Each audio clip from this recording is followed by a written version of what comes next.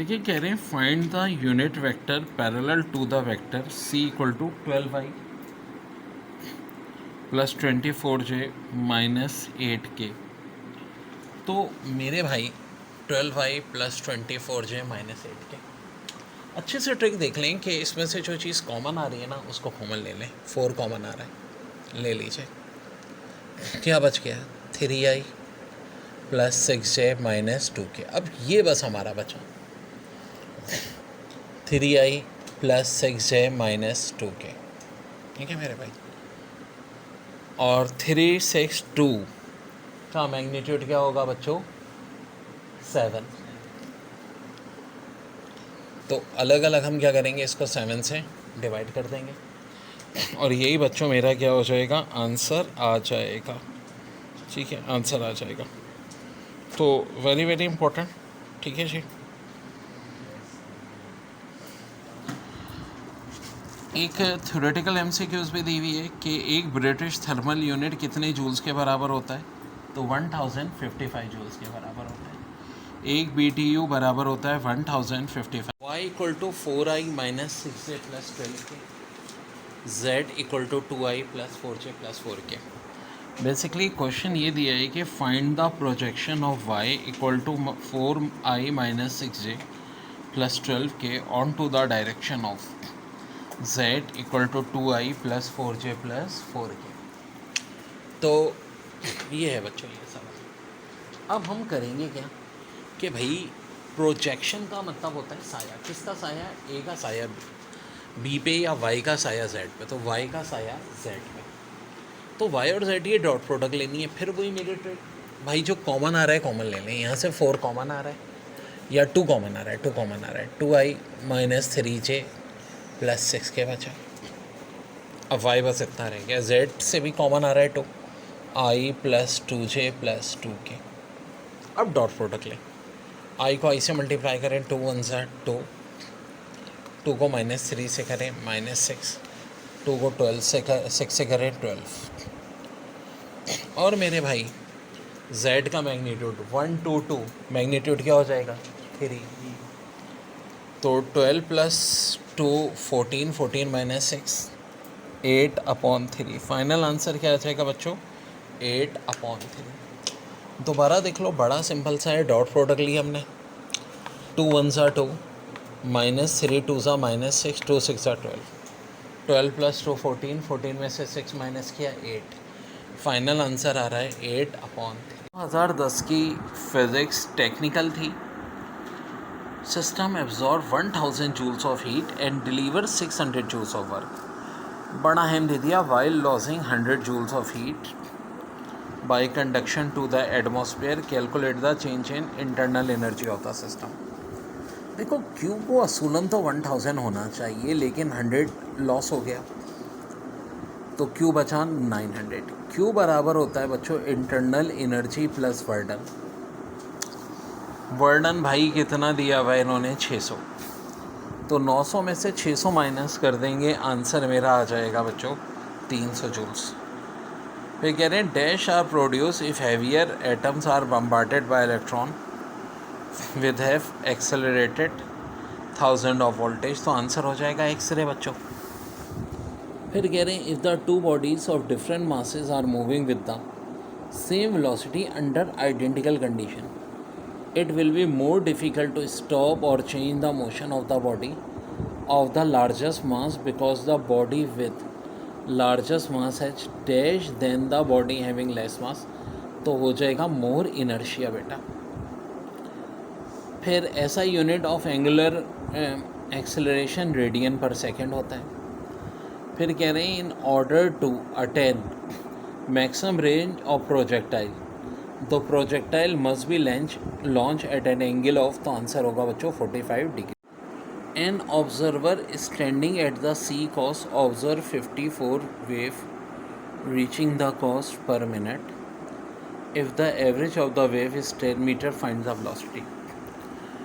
बेटा 54 वेव्स पर मिनट आ रही है, तो फिर ये तो हो गई फ्रीक्वेंसी। लैम्डा दिया है इन्होंने 10 मीटर, तो भाई v चाहिए f इंटू लैम्डा। तो 54/60 को अगर हम 10 से मल्टीप्लाई कर दें ये 0 0 कैंसिल, 54/6 क्या आ जाएगा 9। आंसर आ जाएगा बच्चों 9 मीटर पर सेकेंड। फिर बड़ी अच्छी MCQs है। The magnitude of torque equal to magnitude of force into moment arm, this means that the smaller the force larger be torque. नहीं भाई, ऐसा तो नहीं हो सकता, प्रोडक्ट है। The greater the force the larger will be torque. जी हाँ, ये हो सकता है। फिर एक कह रहे हैं the larger the moment arm the greater will be the torque, ये भी है। तो भाई of course answer both B and C हो जाएगा, डी चेक करने की ज़रूरत भी नहीं है। फिर कह रहे हैं work done in 1 hour by agency working at the constant rate of 1 kilowatt that is 1000 joules per second is, तो आंसर हो जाएगा किलोवाट आवर। फिर एग्जाम्पल ऑफ डायनेमिक इक्विलिब्रियम, तो देखो सिर्फ jumping of paratrooper from helicopter, बाकी सब तो स्टैटिक इक्विलिब्रियम के एग्जाम्पल हैं।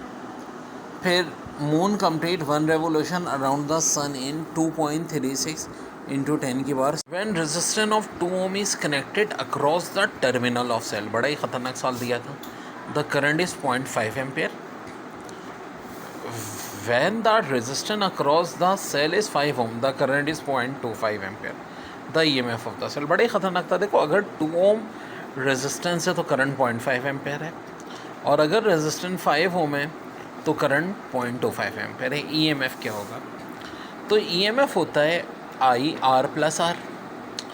कह रहे हैं जब I 0.5 है तो रेजिस्टेंस 2 है। मैं इस फार्मूले में EMF और ये बेटा एक ही बात होती है, यहाँ 0.5 रख दो, यहाँ 2 प्लस R, एक ही क्वेश्चन ये बना लो। फिर जब I 0.25 है, R 5 है, एक ही क्वेश्चन ये बना लो। अब देखो थोड़ा हमारा टारगेट है V सॉल्व करना। 0.5 को बेटा क्या मैं 1/2 लिख सकता हूँ? बिल्कुल लिख सकता हूँ। ये 2 इधर आगे V से मल्टीप्लाई हो जाएगा। इसी तरह बेटा 0.25 को क्या मैं 1/4 लिख सकता हूँ? बिल्कुल लिख सकता हूँ। ये 4 भी इधर जाके मल्टीप्लाई हो जाएगा। अब मुझे तो V चाहिए ना, मैं एक काम कर सकता हूँ बच्चों, चला के क्या R की वैल्यू निकाल लूँ, 2V - 2। ठीक है, मैंने कर लिया। अब यहाँ R की जगह ना ये 2V - 2 पुट कर दो बच्चों। ठीक है, तो अब इससे फ़ायदा क्या होगा बेटा, ये ध्यान से देखो। 5 - 2 3 बचेगा, ये 2V उधर गया माइनस हो गया, 2V = 3। 2V = 3 का मतलब क्या है? V बराबर आ जाएगा 1.5 के बेटा, और यही हमारा आंसर हो।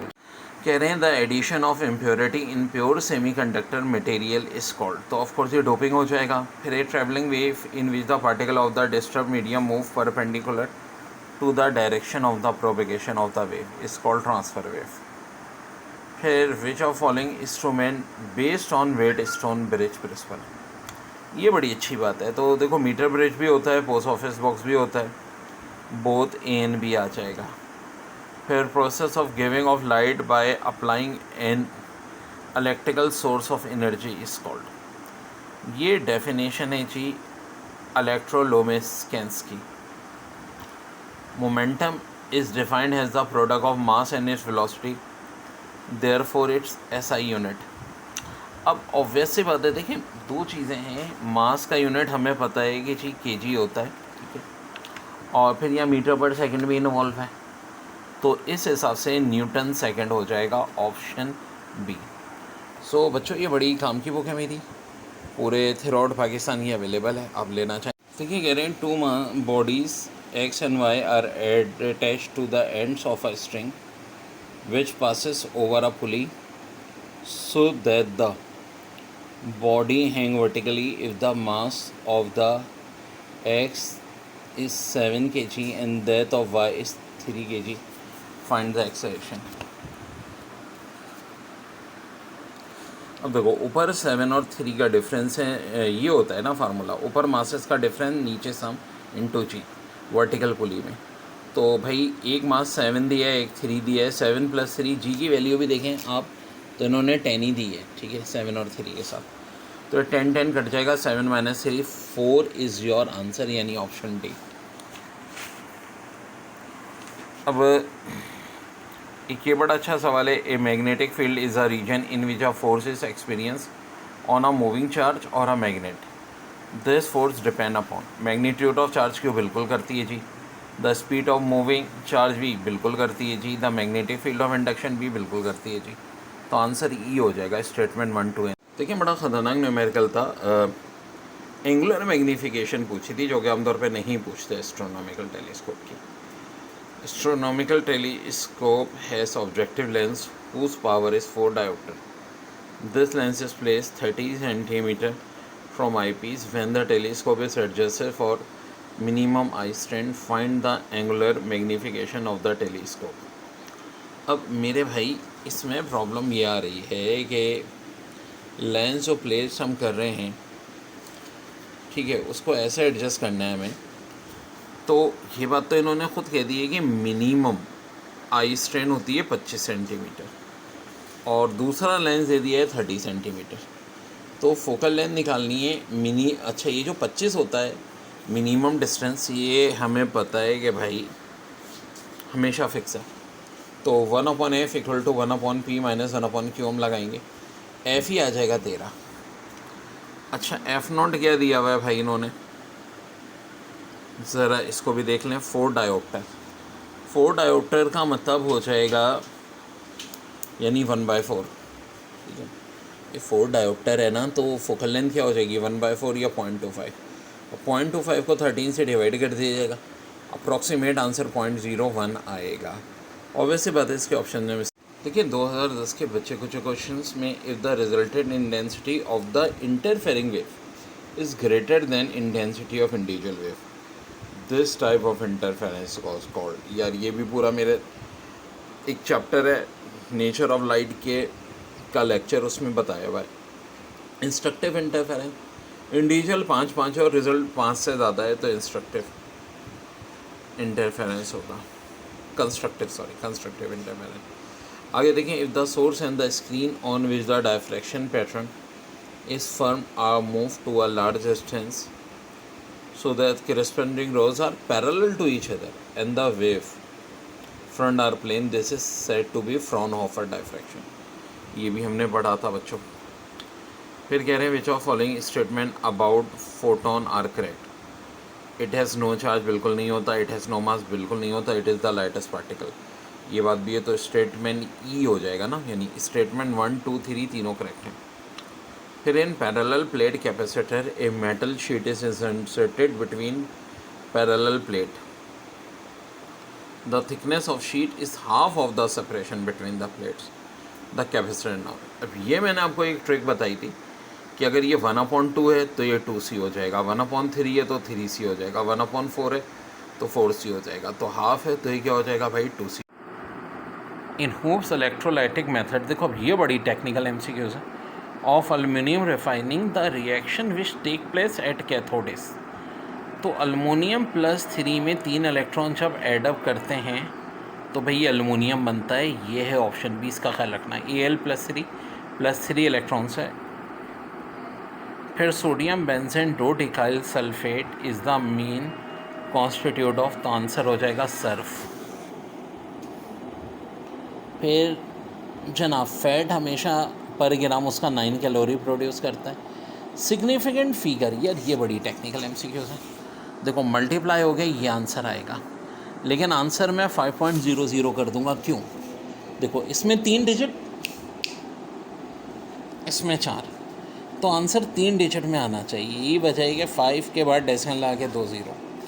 Electronegativity of element increase has we go from, तो हमें पता है कि इंक्रीज़ कब होती है, लेफ़्ट टू राइट होती है जी। फिर which of following explain water boiling point high, तो इसका रीज़न होगा हाइड्रोजन बॉन्डिंग, हाइड्रोजन बॉन्डिंग की वजह से हाई होती है। विच of following occurs in contact process, so sulphur trioxide is dissolve in concentrated sulphuric acid. फिर पूछ रहे हैं लीनियर ट्राइगोनल टेट्राहेड्रल के एंगल बताओ, तो लीनियर का 180, ट्राइगोनल का 120, टेट्राहेड्रल का 109। फिर heat evolve or absorb during a chemical reaction depend upon, option A amount of chemical substance involve, बिल्कुल जी। बी हो गया temperature, C physical state of substance involve, D whether the reaction occur at constant pressure or constant volume, तो answer all of. 2010 English, cut the apple dash 4 pieces, out, into, of, in, तो of course into क्योंकि action की बात हो रही है। The fireman took several hour to dash the fire, तो put out the fire, ठीक है जी। फिर it was impossible to get the horses across the river at this point, तो भाई यहाँ गेट्स नहीं आएगा, गलती है ऑप्शन बी में। इसी तरह somebody have broken the lock, तो यहाँ हैव नहीं आएगा। Choose the word most similar in the meaning to the capital one, जैसा कि फॉल्ट का हो जाएगा एरर। इसी तरह मीन का मेजर, साइनोनिम पूछे थे बच्चों। फिर यहाँ पूछ रहे हैं फ्रेज मोस्ट नियरली अपोजिट, तो फर्म का अपोजिट सॉफ्ट हो जाएगा, फर्म सख्त को कहते हैं। शाइनिंग का अपोजिट क्या हो जाएगा बच्चों, डल हो जाएगा। फिर ये पैसेज लिया इन्होंने यूनिवर्स के टॉपिक से। The vast multitudes stars are wandering about in space, a few form group with journey of company, but the majority are very solitary travel, and they travel through universe so spacious that if it is an event of almost unimaginable fairly for a star to come anywhere near to another star. For the most part, each views in splendid isolation like a ship on the empty ocean. In a scale model in which the stars are ships, the average ship will be well over 1,000,000 miles from its four nearest neighbor. Whence it is easy to understand why is the ship seldom finds another within hailing distance. So which of following is incorrect? Most of the star travel in isolation, बिल्कुल करते हैं, यही बात तो जोड़ दे रहे हैं। The universe is very large, बिल्कुल करते हैं। A star very frequent come to near other, ये रॉन्ग है भाई। ऑलरेडी कह रहे हैं कि मिलियंस ऑफ माइल होते हैं, कभी एक दूसरे के करीब नहीं आते। A star very come nearly to an one another, ये स्टेटमेंट भी सही है। Some star travel in group, ये भी सही है। कौन सी रॉन्ग थी? सी, तो सी आंसर है। In the passage the ship symbol space travel universe ocean star, of course star की बात हो रही है। वर्ड शिप से मुराद है star. Man of 90 kg runs up a hill through height of 5 metre in 3 second, the average power output of the man is. बेटा देखो ये फार्मूला होता है, power equal to energy upon time. Time तो 3 second दिया है, mgh, MN90 G इनके मेहरबानी 10 दिया हुआ है, H5 है, पुट कर दो। 90 कटेगा 3 से 30, 30 into 10 into 5, 1500 what is your answer. ठीक है बच्चों, एक और बड़ा ही अच्छा क्वेश्चन बेटा ऐसा ही दिया हुआ है इन्होंने, वो क्या है? When 9000 Newton lift move from a ground level to the top of a building 400 meter above the ground level, the change in gravitational potential energy will be। तो बेटा देखो change in gravitational potential energy को mgh के अलावा force into height से भी निकाल सकते हैं। फोर्स इन्होंने 9000 दी हुई है, हाइट 400 दी है। 9 4 36 50, और इसको हम इस फॉर्म में भी लिख सकते हैं 3.6 इंटू 10 की पावर 6। और देखो बेटा आंसर भी इसी फॉर्म में दिया है, यही मेरा आंसर हो जाएगा बेटा।